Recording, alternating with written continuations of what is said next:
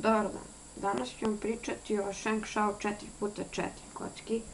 Ovo je 5. verzija ove kocke i dolazi sa uputstvom i korisnim savjetima kako složiti kocku.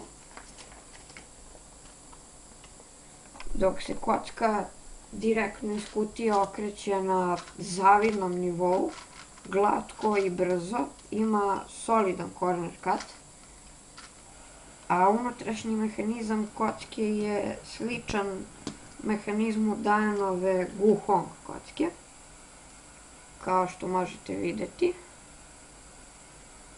dok se ivica sastoji iz 3 dela i izgleda identično kao Guhong ivica.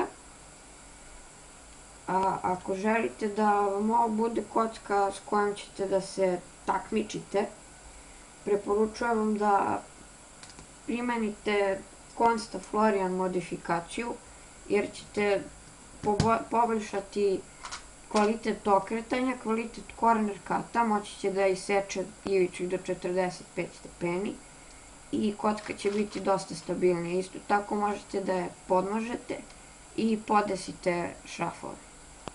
Kocku možete nabaviti na speedcube.rs i ono što je najbolje u vezi s njom je to da nije skupa, a brza i kvalitetna. To je to od mene za danas. Doviđenja!